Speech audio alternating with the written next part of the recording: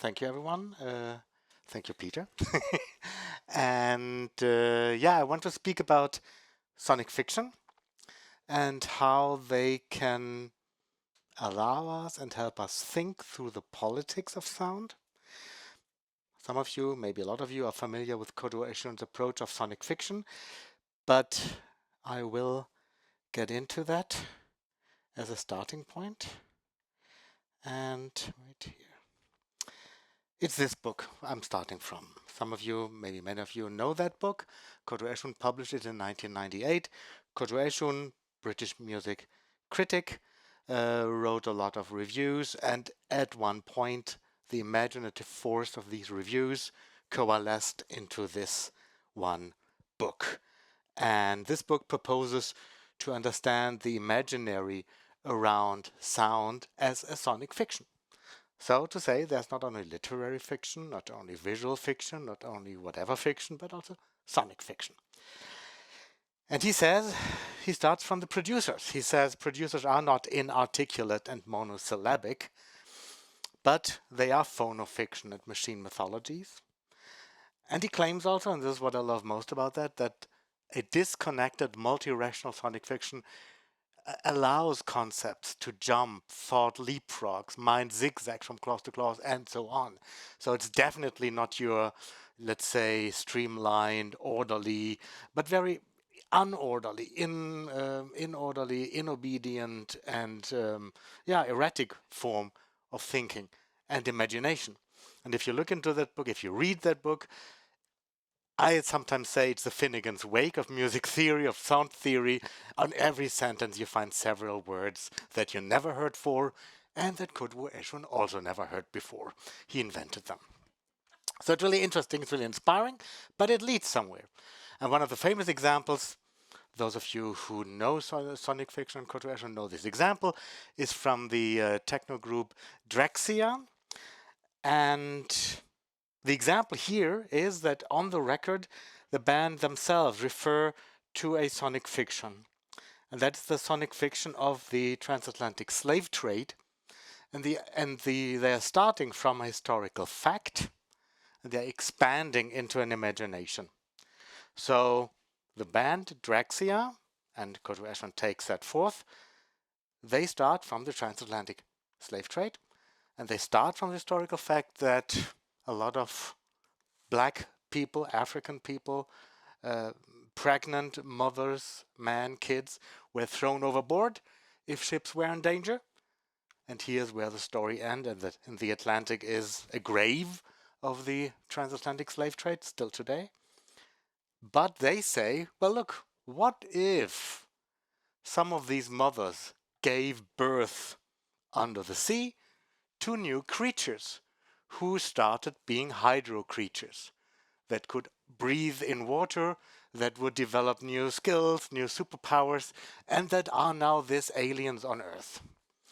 And what is behind that is, of course, the idea that deporting large masses of people from one continent to the other is probably the most alien experience you could do at that time, and that black people being deported are aliens anyhow, and are even more so in this fiction, because they claim, the group Drexia, let's imagine a world where a lot of black people are simply hydro people, or there are many hydro people that are aliens in our planet. And that's the fiction, and from that, a lot of music, sound, production, sonic effects, all of that comes from this imagination in many, many records.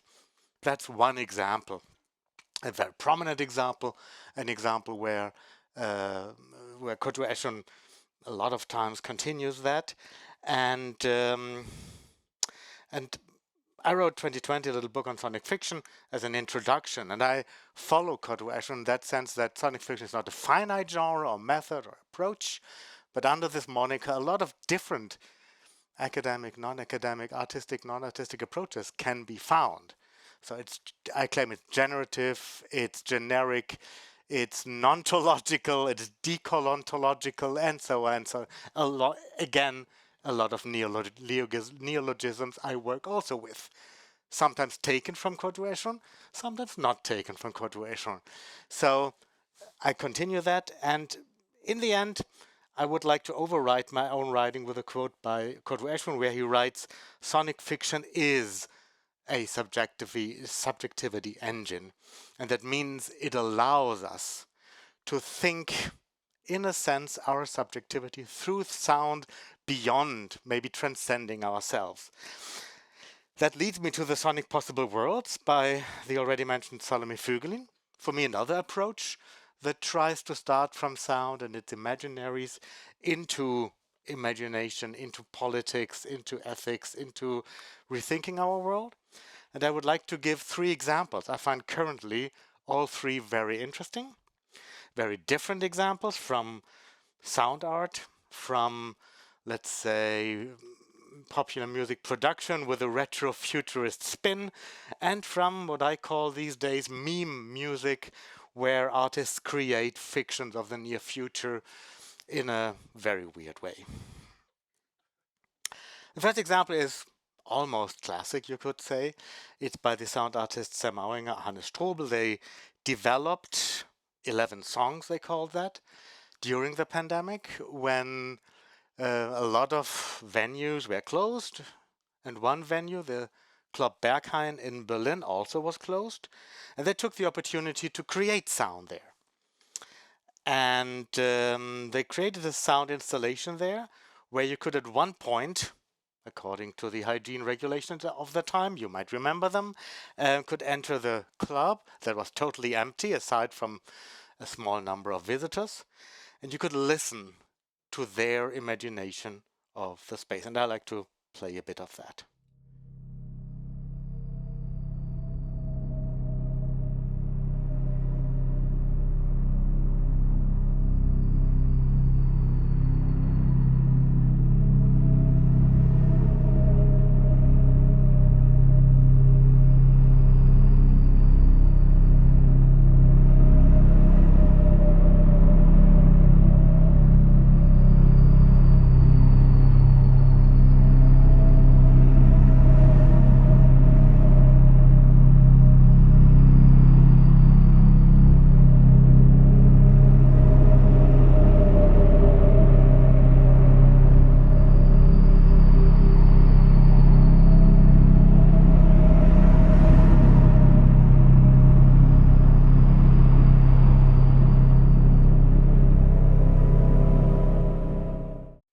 I stop here and show you again the visuals.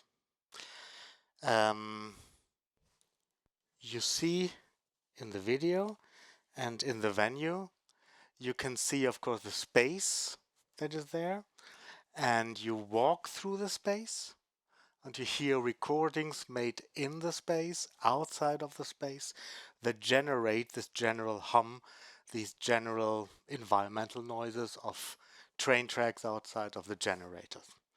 So this is a fiction of the space that can almost never be experienced in the space, but they imagined this empty space. Okay, what is now the sound of this space that is so vibrant, so vivid at all times, and now isn't? This is the first fiction I would like to show you. And that's during the pandemic of this empty space. The second fiction is what I call a retrofuturist fiction. And a fiction of krautrock in the GDR. As you might know, krautrock in that sense didn't exist. But there was a Scottish musician, Drew McFadden. He created an imaginary GDR krautrock musician called Martin R. Zeichnete. And a series of records, some of you might know that, Kosmischer Läufer. A series of records were published since 2013, partly really successful, and they are indeed very imaginative early electronic German krautrock examples. I will play one in a second. And with the additional, let's say, framing, the fiction, that these were training records, training tapes, there are even tapes produced and shown of the GDR for their athletes. So the imagination, there was krautrock in the GDR, it was deeply electronic, and the athletes of the GDR trained to that music. Obviously, all of that didn't happen, but you can imagine that, and the music being produced there is actually really, I find, one of the best kinds of mock German krautrock electronics you could listen to.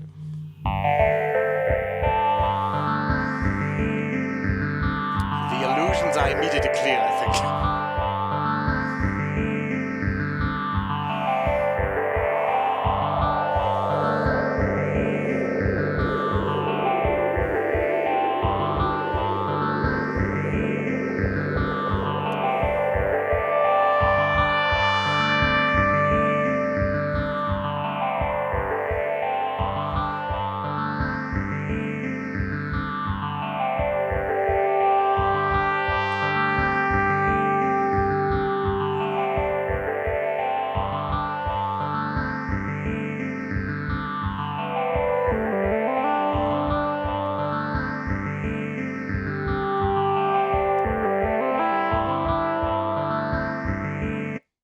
Stop again here.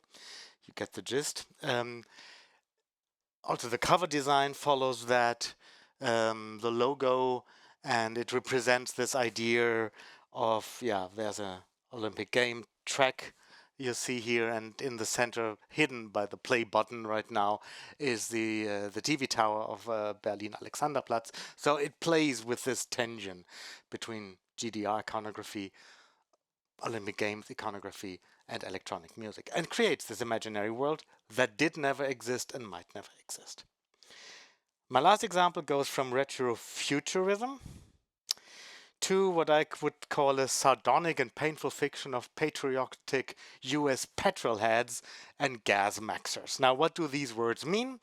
It's from an online creator called Diana Regan, who goes by the account name Cities by Diana.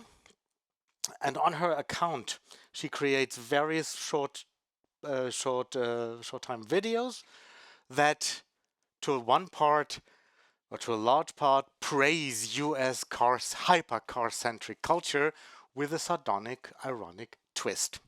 So a lot of the videos go to certain American cities, but also to European cities, and praise their parking lots, marvel at the 6-lane highways, marvel at big gas stations, and perform, if you will, a Republican dreams of gas and fuel burning to the max.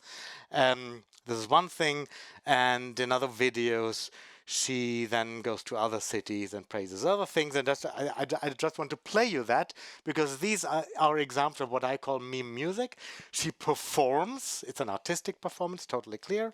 She performs these roles, but she does it with also a strong sonic element in the compression of her voice, in the editing of her voice, and also in the sound environment that's created. I wouldn't call it a musical piece in every case, but sometimes there's a generic Instagram music soundtrack laid underneath, or she has some sound creation put into it, but all of that creates a sonic design that is very remarkable and very, very interesting for me, and that creates this fiction.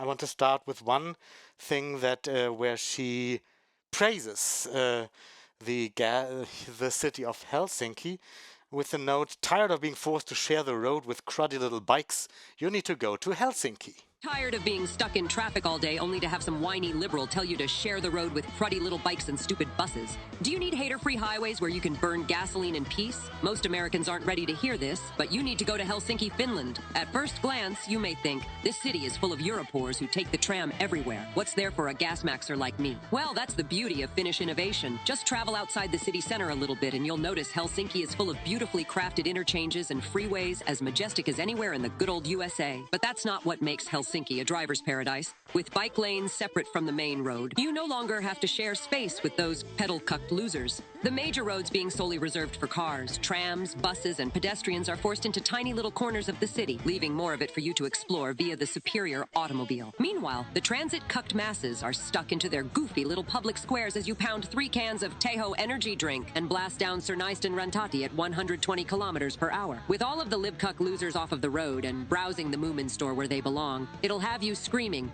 Torilla tavataan, all the way to the K supermarket in Mellonmäki, a place so gas-maxed that even the metro station has a place to purchase fuel built onto the same lot. For a unique driving experience, visit Merihaka, where those who choose to take the Shoelace Express are relegated to a depressing walk above ground, while the petrol-pilled motorists of this waterfront suburb can bask in the eternal glory of parking lots. Underneath these stupid high-rise buildings, you see enforcing pedestrians, bikes, buses, and trains into their own little hellish spaces.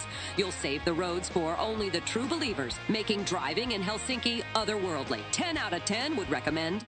I wanted to show that, and I won't play more examples because it doesn't really work in that sense. But what I wanted to show you is how in all these three examples, the sonic layer, the specific sonic layer, creates fictions of existing, not existing, or hopefully not existing worlds that have a political meaning.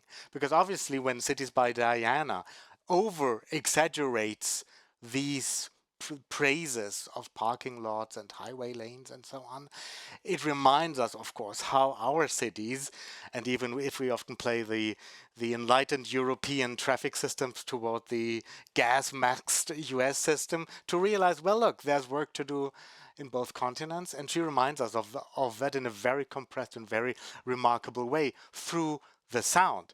Of course, the visual cutting, the visual imagery, as well as in Kosmischer Läufer or in the pandemic fiction of the 11 songs in Berghain, the visual experience, the spatial experience plays a role too. But I would claim in all these examples, the fiction is only activated and created through the sound. And it's in all these cases a political fiction that makes us think and makes us reflect upon what could have been, what will be, what should never be, or what might have been. I stop here. Thank you.